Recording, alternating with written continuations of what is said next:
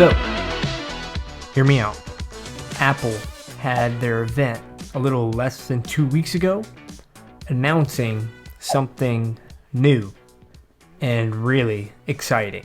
If you've been living under a rock for the past 2 weeks, Apple, the company that makes the computers, the phones, the iPods, I think, the iPads, basically all technology nowadays, or most of it at least, they had an event and they talked about new products that they're going to be releasing soon and have already released within the 2 weeks that they had the event. By far the biggest announcement that they had were brand new MacBook Pros.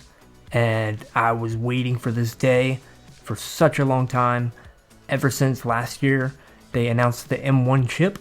I got that computer. I was just a little frustrated, and there were times that I had problems with my M1 computer. It really kind of disappointed me. The big thing with this event and with the new MacBook Pros that they announced even better M1 chips that they're making in-house called the M1 Pro and the M1 Max. They're optimizing the MacBook Pro as far as they want to go right now and maxing them out to their limits for the pros, basically. One thing that is really made itself known to me over the past 3 years whenever I've just been in this industry of video editing, doing photography, doing videography, really doing anything with the computer, it just shows me how important of a tool that really is in this space. For reference sake, my computer before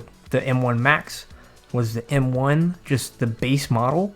I had the 8GB RAM, the 8GB graphics card, just super basic. There was an option that you could upgrade it, and I chose not to upgrade it. That's part of my issues that I was having with editing like the higher quality videos from the A7S III and the FX3.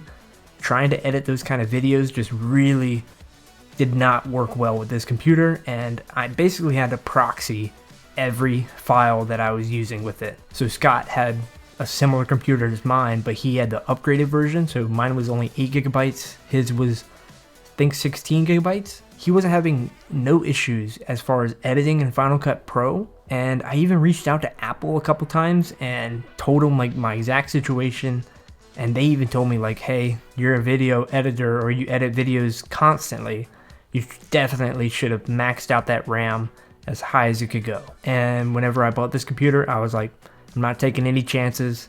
I'm maxing it out. I'm making the investment. Other than cameras right now, I feel like this computer is the second biggest tool to what I do for work. Don't get me wrong, the M1, the older one that came back in late 2020, this computer is great.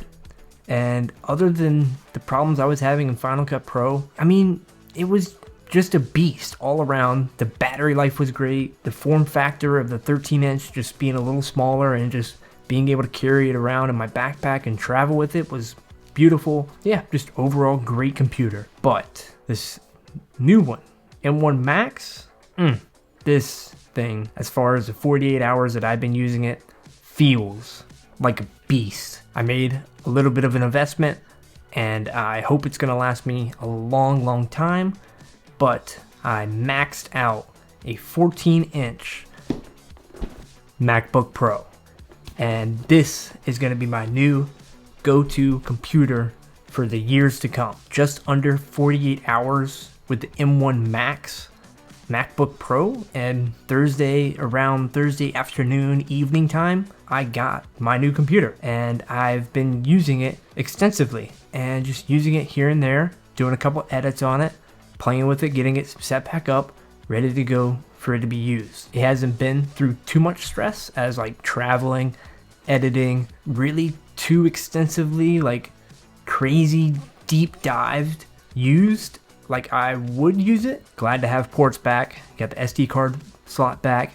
You've got the MagSafe back. You've got full-size HDMI. You've got more USB-C ports. The MacBook Pro that they released this year is one for the books, and I definitely recommend it. If you're a video editor or you do video production or really any kind of heavy video intensive editing, invest in yourself and check this computer out, because as far as I'm concerned, it's a great computer. I've even been helping Scott film those previous videos that are on his channel right now, comparing export times between all the video editing programs that we would use. It was really interesting to see like a lot of the results in those videos. If you want to go check them out, I'll make sure to link them, but it was just really cool to see how fast and how these computers are able to process like 4K 120 files from the A7S III and be able to play them back and be able to fast forward them, rewind them, scrub through them. Like, it was a piece of cake. Anyways, this is just the first 48 hours that I've had with this computer, and reason I'm not showing it because it's like right here under the camera. I've really enjoyed it so far, and I would give it a 10 out of a 10 right now. First 48 hours, great computer. I'm excited to use it for the years to come. I've never really made any tech videos, but if you want to see me compare anything or do any tests, definitely let me know. If I have something come about that is a really big difference that I enjoy on the new computer, then I would be happy to show you guys. If you enjoy this video, make sure you subscribe, and I'll see you guys in the next one. Also, the notch. In my opinion, it's not as a big deal as some people are making it out to be. If that's holding you back, I wouldn't worry about it, because it doesn't bother me.